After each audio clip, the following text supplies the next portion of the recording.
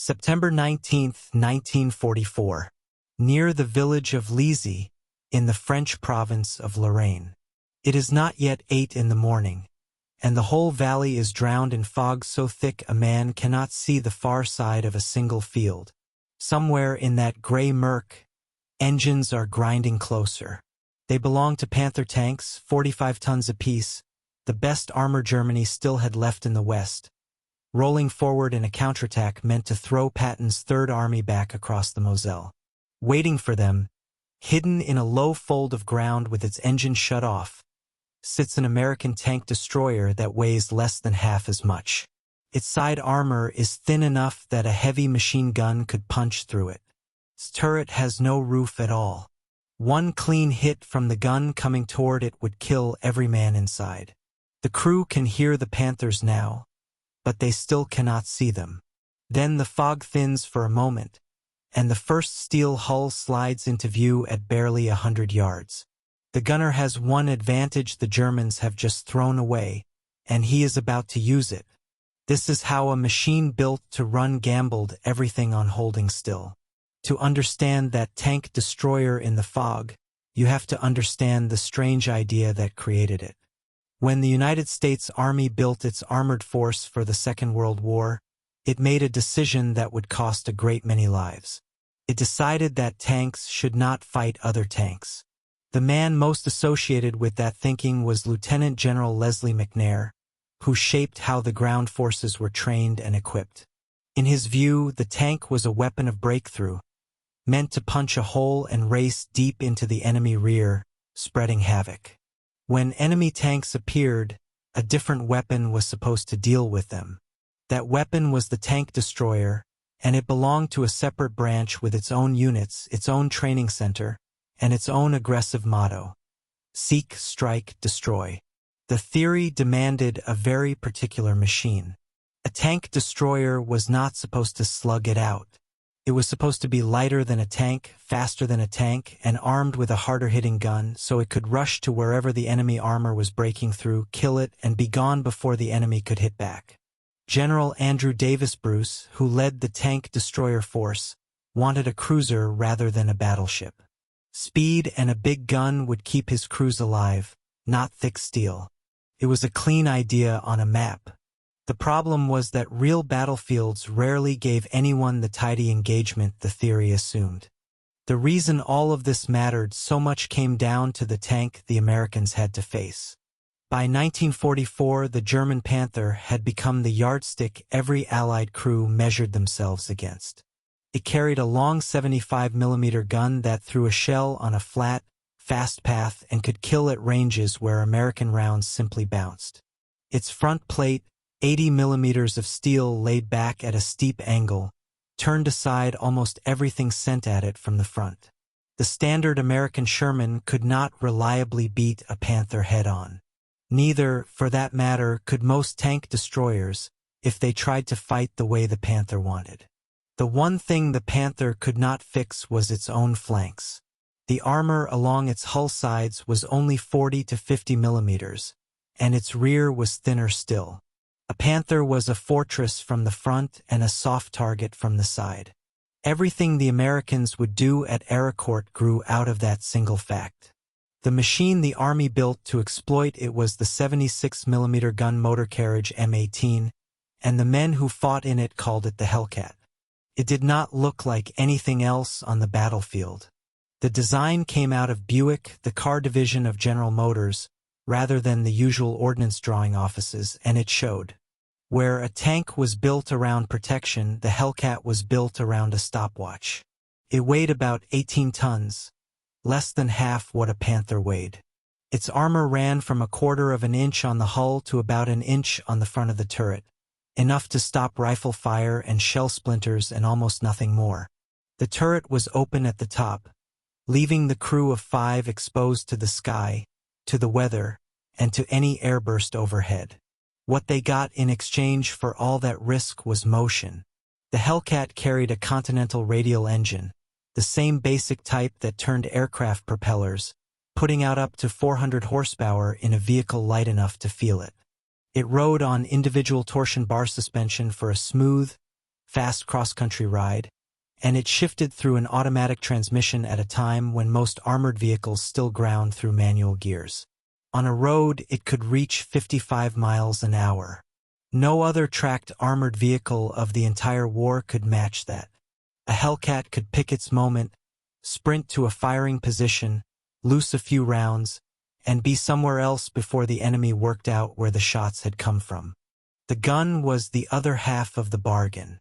The Hellcat mounted a 76mm gun that fired standard armor-piercing shot at about 2,600 feet per second. Head-on against a Panther's glacis that was still not enough, and the crews knew it. But the Army had a scarce tungsten cord round called high-velocity armor-piercing that left the muzzle at roughly 3,400 feet per second and could bite through far more steel. Against a Panther's thin flank, even the ordinary round was plenty.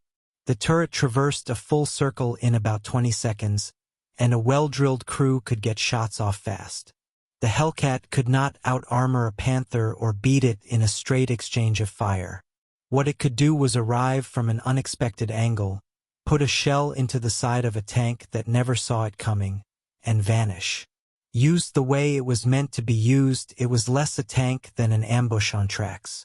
Buick built 2,507 of them between the summer of 1943 and the autumn of 1944, and they went to independent tank destroyer battalions that were parceled out to the armored and infantry divisions as needed.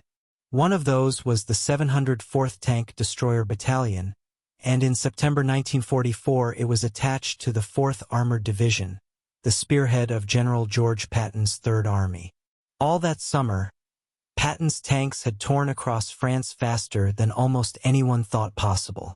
Then, at the German border, they ran dry. The gasoline that fed the advance was being rationed for other offensives, and the Third Army ground to a halt in the wet, cold farmland of Lorraine, close to the frontier. It was there, waiting and short of fuel, that the 4th Armored Division would be hit by one of the largest German armored counterattacks in the West. The blow was Adolf Hitler's idea. He wanted to gather his rebuilt Panzer forces and strike Patton's exposed flank, throw the Third Army back, and buy time in the West. The job went to the 5th Panzer Army under General Otto von Manteuffel, and at its core were two brand-new formations, the 111th and 113th Panzer Brigades, along with the veteran but worn-down 11th Panzer Division. On paper, the brigades were formidable. Each was supposed to field around 45 Panthers and 45 of the older Panzer IVs, straight from the factory. The trouble was the men inside them. These were hastily raised units. Their crews rushed through as little as 2 weeks of training. Some of them could barely read a map. They had powerful machines and almost no idea how to fight them as a team. Against them stood the 4th Armored, a division that had been fighting and winning across France for months, with hardened crews, excellent gunnery, and commanders who understood their trade. Among them was the 37th Tank Battalion under a lean, cigar-chewing lieutenant colonel named Creighton Abrams, a name that would one day be stamped on America's main battle tank. The battle opened on the morning of September 19th, and the fog decided everything. A heavy autumn mist lay over the Lorraine hills, so dense that visibility fell to 100 yards or less. That fog took away the one weapon Patton relied on most, his aircraft, because the fighter bombers of the Tactical Air Command could not find targets they could not see. But it took far more from the Germans than it gave. The Green Panzer crews, already weak at navigation, pushed forward blind, straight into American positions they never spotted until it was too late. Out of that mist near Lezey and the neighboring villages came the Panthers of the 113th Panzer Brigade, and waiting in the low ground were the Hellcats of the 704th. What followed was exactly the fight the Hellcat had been designed for, whether the doctrine's authors had pictured fog or not.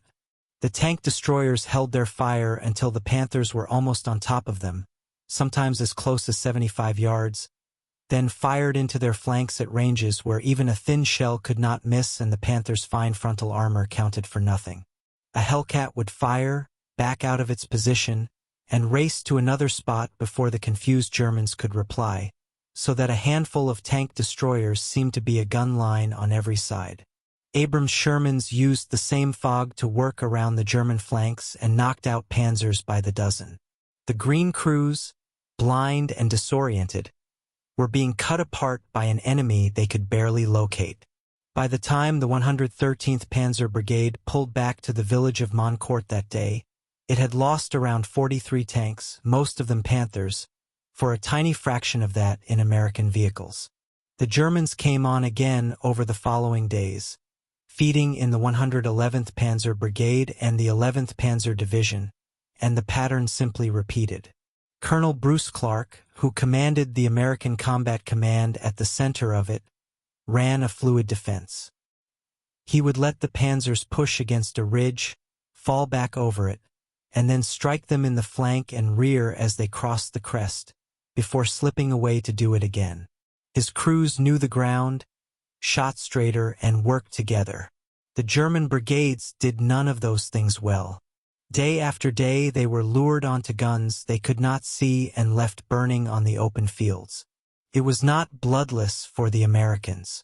The Tank Destroyer Battalion lost its commander, Lieutenant Colonel William Bailey, killed with several of his staff by German mortar fire at a command post. But the exchange rate was brutal and it ran one way. When the fog finally lifted around the 22nd, the last advantage the Germans had left was stripped away, and the fighter bombers came back to hunt what remained in the open. By then, the 5th Panzer Army had been gutted. Of the 262 tanks and assault guns the Germans threw into the fighting around Arracourt, 86 were completely destroyed and another 114 were knocked out of action or broken down. At the end of the month, only 62 were still running. A force that Hitler had gathered to shatter Patton's flank had been reduced to about 25 working tanks and driven back with nothing to show for the wreckage.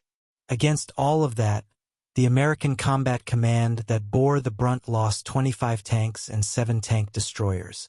One of the finest tanks of the war had been beaten, again and again, by lighter machines with worse armor and by crews who simply knew how to fight.